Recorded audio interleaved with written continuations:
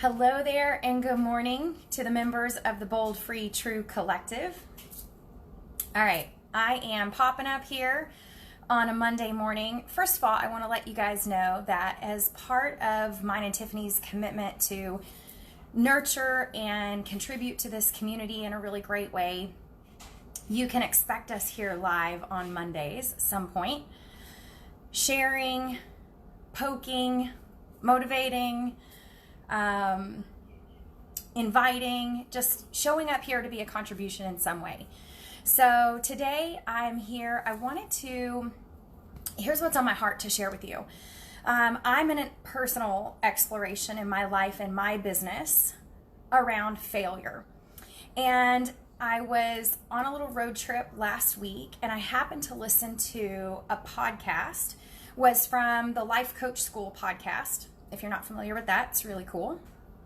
And she was having a conversation about our failure tolerance. And not necessarily something completely new to me, but it was such a great refresher and it definitely had me thinking. So she was talking about how often the people she works with and clients have a real aversion to failure. And how that aversion to failure keeps them playing a really small game. And I've seen this myself in my own life. In fact, a couple of years ago, maybe 2 years ago or so now, a year and a half ago, I kind of came to that realization myself, that I was definitely making moves in my business, and I was taking some chances, but for the most part, I was taking chances or going after things that I felt relatively sure I could do.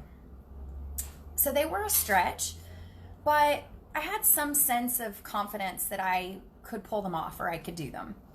And it was a realization that I was only playing games that I felt like I could win to some degree. And what might it be like if I played a game that I was willing to lose?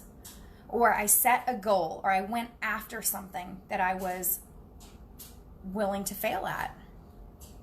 And even as I say it, I notice I'm a little uncomfortable. I mean, who really likes failing? I don't think anybody just naturally wants to sign up to lose or to fail, right?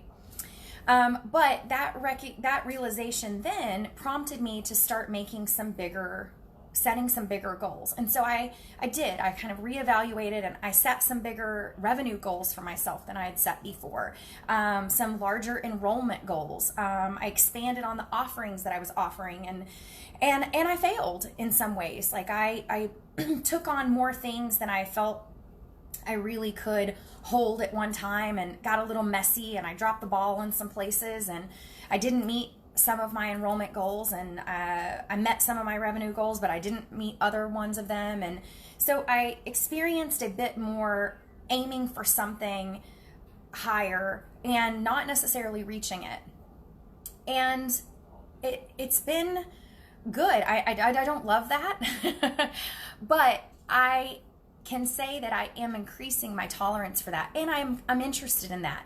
I'm interested in increasing my tolerance to fail, and not have that failure mean anything about me as a person or what's possible for my business or my life, but simply be good information that I can use to then tweak and reevaluate and pivot and start again. So I had this enrollment goal and I didn't get there. I only got here. Okay, great. What did I do that worked? Keep doing that. What did I do that didn't work? How might I do that different? And how can I use that information or that failure, if we want to call it that, to grow and get better? So that's what I'm looking at now. That's what I'm working on. How can I use that information and not quit? Because that's what a lot of people do, right? They don't get the result that they wanted or they set out for. And instead, they just kind of start whining and complaining and coming up with reasons why they can't have what they want, instead of just taking the information, letting it inform them, tweaking things, and trying again. So I have a commitment to get really good at failing. failing, picking up, and keeping going. And that's all I want to leave you with today is that question, right?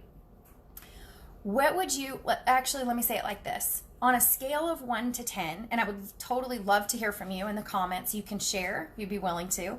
On a scale of 1 to 10, 10 being very low tolerance, or 1 being you have a very low tolerance, and 10 being high tolerance, where would you rank yourself in terms of your willingness to fail?